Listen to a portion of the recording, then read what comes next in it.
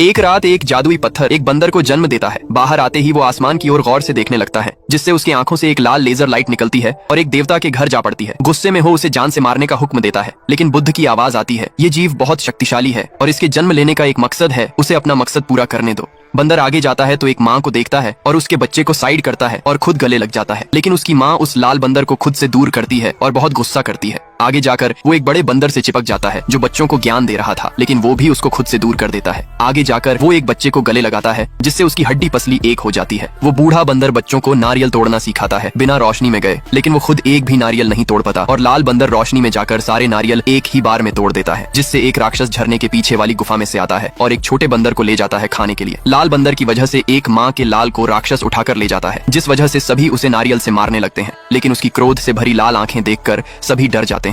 अब छोटा बंदर उस राक्षस से लड़ने की तैयारी करता है और इसी तरह समय बीतता है और अब लाल बंदर थोड़ा बड़ा हो गया है, लेकिन राक्षस से लड़ने का अभ्यास अभी भी उसका जारी है। और जब एक दिन फिर वो राक्षस आता है एक बच्चे को लेने के लिए, तो लाल बंदर उस राक्षस से लड़ने की कोशिश करता है और उसे नारियल से मारने लगता है, लेकिन इससे राक्षस को कोई फर्क नहीं पड़ता है। वो छोटे बच्चे को अपने साथ ले जाता है। ये देखकर लाल बंदर बहुत परेशान होता है। तभी बूढ़ा बंदर उससे बोलता है, तुम उसे नारियल से हराओगे क्या? गधे के बच्चे हो या बंदर के? तभी एक छोटा बंदर बोलता है, अगर इसे ड्रैगन किंग का हथियार मिल जाए तो ये उसे हरा सकता है। ये सुनते ही बंदर पानी में छलांग लगा देता है और ड्रैगन किंग के इलाके में पहुंच जाता है, जहां पर वो छड़ी लाल बंदर को बताती है कि पिछले 5000 सालों से तुम्हारा इंतजार कर रही हूँ। ये सुनते ही बंदर उस छड़ी को छूता है तो वो छड़ी अचानक छोटी हो जाती है और लाल बंदर उसे लेके जाने लगता है, जिससे वहां पर हड़कंप मच जाता है और ड्रैगन किंग को यकीन ही नहीं होता कि एक बंदर उसकी छड़ी ले जा रहा है। अब बंदर छड़ी को लेके अपने शहर में पहुंचता है, जहां पर सभी बंदर उसके हाथ में ड्रैगन किंग की छड़ी देखकर पगला जाते हैं। अब लाल बंदर उस छड़ी की मदद से राक्षस के अड्डे पर पहुंच जाता है, जहां वो देखता है राक्षस उस बच्चे को खौलते हुए पानी के ऊपर लटका रखा था। तो बंदर उस बच्चे को वहां से आजाद करता है, पर तभी वहां पर वो राक्षस आ जाता है। तो बंदर वहां से भागने लगता है, पर वो छड़ी उसे भागने नहीं देती। तो बंदर छड़ी का सही इस्तेमाल करके राक्षस के कंगन तोड़ देता है और उसे हरा के बच्चे को बचाकर झरने से बाहर आता है। ये देखकर सभी बंदर बहुत खुश होते हैं और उसका नाम मंकी किंग रखते हैं और उसे अपना राजा भी मान लेते हैं। तभी बूढ़ा बंदर मंकी किंग से कहता है, तुम ज्यादा खुश होने की जरूरत नहीं है, क्योंकि जब तुम ऐसे 100 राक्षसों को मार दोगे तब जाके देवताओं की नजर तुम पर पड़ेगी। जिसके बाद वो किसी तरह से 99 राक्षसों को तो मार देता है और अब उसे बस एक और राक्षस को मारना है, जिसे मारने के लिए मंकी किंग एक गाँव में जाता है और देखता है कि वो राक्षस एक बच्ची को खाने वाला है। तो मंकी किंग उस बच्ची को ही मार देता है, पर बाद में हमें पता चलता है कि राक्षस ने ही ये छल कपट करा है। मंकी किंग उस राक्षस से बोलता है, अगर तुम मेरी छड़ी पकड़ लोगी तो ये जादुई छड़ी तुम्हारी हो जाएगी। राक्षसनी जैसे ही उस छड़ी को पकड़ती है तो वो छड़ी उसे जमीन में घुसा देती है, जिससे मंकी किंग की जीत हो जाती है। राक्षसनी को हराने के बाद पूरा गांव तबाह हो जाता है और फिर मंकी किंग की झूठी तारीफ की जाती है। तभी वहां पर ड्रैगन किंग आता है और मंकी किंग से बोलता है, तुम कभी भी अमर नहीं हो सकते, क्योंकि तुम्हारा नाम नर्क की लिस्ट में है। ये सुनकर मंकी किंग नर्क लोग जाने का फैसला करता है। तभी श्रापित गांव की एक लड़की मंकी किंग के साथ नर्क लोग जाने को कहती है, पर मंकी किंग उसे मना करता है। तो उसकी छड़ी उसे बताती है, इस लड़की को अपने साथ ले चलो, क्योंकि हमें नर्क लोग में किसी पढ़े लिखे इंसान की जरूरत होगी। जिसके बाद मंकी किंग लड़की को अपने साथ नर्क लोग ले जाने के लिए तैयार हो जाता है और उसे एक कब्रिस्तान में लेके जाता है, जहां पर दोनों देखते हैं कि एक आत्म काले पानी के तालाब में जा रही है। तो मंकी किंग भी लड़की के मुंह पर राख लगा के अपनी छड़ी के सहारे नर्क लोग पहुंच जाता है और सभी आत्मा को हटाते हुए नर्क लोग के देवता के पास जाता है। ये देखकर नर्क लोग का देवता बहुत गुस्सा होता है और मंकी किंग से बोलता है, अगर यहाँ कोई जीवित आया तो उसकी मौत पक्की है। ये सुनकर मंकी किंग अपने साथ आई लड़की को फंसाता है और उसके मुंह की राख पोंछकर सबको बताता है कि ये मोहतरमा जिंदा है, जिससे सभी आत्माएं उस लड़की को घेर लेती हैं। लड़की मौत के देवता के सामने बहाना बना के अपने आप को मरा हुआ साबित कर देती है और मंकी किंग के पास पहुंच जाती है, जहां सभी की मौत की सूचियां रखी होती हैं। तभी वहां पर मौत का देवता लड़की और मंकी किंग की मौत की सूचियां लेके आता है और एक मंत्र पढ़कर अपने आप के कई सारे अवतार बना लेता है। तभी मंकी किंग भी अपने आप के कई सारे अवतार बना के मौत के देवता से लड़ने लगता है और उसकी पुंगी बजा देता है। वही लड़की दोनों सूचियों को अपने हाथ में ले लेती है और मंकी किंग की सूची पढ़ के बताती है कि उसका इस दुनिया में कोई नहीं और उसके माँ बाप भी नहीं है। तभी मौत का देवता फिर से एक मंत्र पढ़ता है और एक पोर्टल खोल देता है, जिससे सभी चीजें उसके अंदर खींचने लगती हैं। पर मंकी किंग अपनी छड़ी को कस के पकड़ लेता है और लड़की को अपनी पूंछ से पकड़ के बचा लेता है और अपनी छड़ी से मौत के देवता को मार के हरा देता है और उसकी छड़ी से मौत की सूची में से अपना नाम मिटा देता है। जिसके बाद मंकी किंग अमर हो जाता है। तभी मौत का देवता जायड एम्परर को जादुई घड़े में प्रकट होकर बोलता है, भैया इस शैतानी बंदर से मुझे बचा लो, वरना ये पूरे नर्क लोक को खत्म कर देगा। तभी मंकी किंग आता है और जायड एम्परर से बोलता है, ओए माँ में सभी अमर देवताओं को एक जगह बुला ले, क्योंकि अब मैं अमर हो गया हूँ।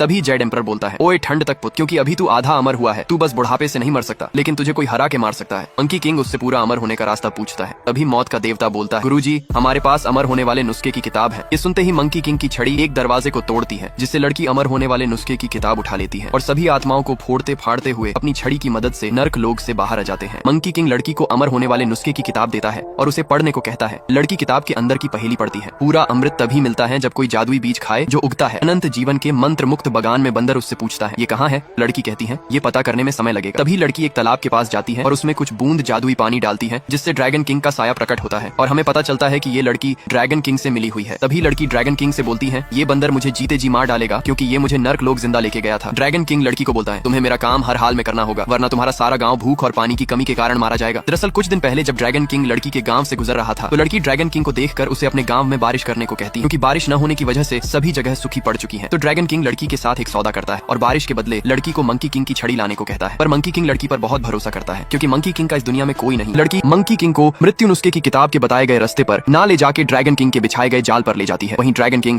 अपने चेलों को बोलता है कि मैंने एक पेड़ के फल में जहर डाल दिया है, जैसे ही वो भूतनी का बंदर उस फल को खाएगा उसका काम तमाम हो जाएगा। वो एक लाइट की रोशनी को उस पेड़ की तरफ करता है जिसके अंदर जहर है, पर ड्रैगन किंग के चमचे उस लाइट को गिरा देते हैं और गलत पेड़ की तरफ उसकी रोशनी को कर देते हैं। और जब मंकी किंग वहाँ पहुंचता है तो दोनों चेले उसे बताते हैं, हम यहाँ के रखवाले हैं और तुम्हें अमर होने के लिए जादुई रोशनी वाला फल खाना होगा। पर वो फल खा के मंकी किंग पर कुछ भी असर नहीं होता। तभी दोनों चमचे उसे दूसरे पेड़ का फल खाने को कहते हैं। तो मंकी किंग अपने साथ साथ दोनों चेलों को भी वही फल खिला देता है जिससे तीनों नशे में हो जाते हैं। तभी ड्रैगन किंग वहाँ आता है और मंकी किंग से जादुई छड़ी लेने की कोशिश करता है, पर हरामी बंदर उसे भी वो फल खिला देता है जिससे ड्रैगन किंग भी नशे में हो जाता है। मुझे समझ ही नहीं आ रहा है कि साला इस फल में जहर मिलाया है कि वोडका। तभी ड्रैगन किंग अपने दोनों चेलों के साथ समुद्र में चला जाता है। वहीं मंकी किंग लड़की को बोलता है, अब हम दोस्त नहीं बल्कि एक परिवार है, और बेहोश हो जाता है। तो लड़की उसकी छड़ी चुराने की कोशिश करती है, पर तभी मंकी किंग को होश आ जाता है और वो अपनी छड़ी अपने सिर पर दे मारता है तो उसे दर्द होता है, जिससे मंकी किंग समझ जाता है कि वो अभी अमर नहीं हुआ है और गुस्से में लड़की को बोलता है, जाहिल साली जानवर कहाँ पढ़ी लिखी है तू, इस फल से तो कुछ हुआ ही नहीं, और लड़की को छोड़ के जाने लगता है। पर लड़की मंकी किंग को रोकने की कोशिश करती है और बोलती है कि तुमने अभी अभी बोला कि हम एक परिवार हैं। तो मंकी किंग बोलता है, वो मैंने नशे में बोल दिया होगा। तभी उसकी छड़ी किताब की तरफ इशारा करती है तो मंकी किंग लड़की को किताब पढ़ने को बोलता है। लड़की पढ़ती है, स्वर्ग की जादूगरनी अक्सर प्रसिद्ध अमृत का उत्पादन करती है, इसका मतलब स्वर्ग में उसे अमृत मिल जाएगा। तो मंकी किंग लड़की को लेकर स्वर्ग की ओर निकल पड़ता है और तभी स्वर्ग की रानी कुछ जादुई जड़ी बूटी लेने अपने महल से बाहर जाती है। तो मंकी किंग मौके का फायदा उठा के उसके महल में घुस जाता है और अमर होने वाला अमृत ढूंढने लगता है। और इसी दौरान वो टेबल पर रखी एक शीशी को उठाता है और उसकी खुशबू सूंघते ही एक छोटा बंदर बन जाता है और बच्चों जैसी हरकतें करके वहाँ रखी सभी चीजों को गिराने लगता है और जादुई फल खा के अलग अलग जगह टेलीपोर्ट होने लगता है। पर तभी लड़की के हाथ एक फल लग जाता है जिसे लड़की अपने पास रख लेती है। वही बंदर एक पिंजरे के अंदर टेलीपोर्ट होकर फंस जाता है और लड़की मौके का फायदा उठाकर उसकी छड़ी ले जाने लगती है। लेकिन तभी लड़की को बंदर पर तरस आता है तो वो बंदर को पिंजरे से आजाद करके उस छड़ी को ले जाने लगती है। पर तभी बंदर दोबारा से उसी शीशी को सूंघ लेता है जिससे वो फिर से पहले जैसा हो जाता है। उसकी छड़ी भी अपने आप उसके पास आ जाती है। वैसे दोस्तों, आप किस फोन से हमारी वीडियो देख रहे हो कमेंट में जरूर बताएं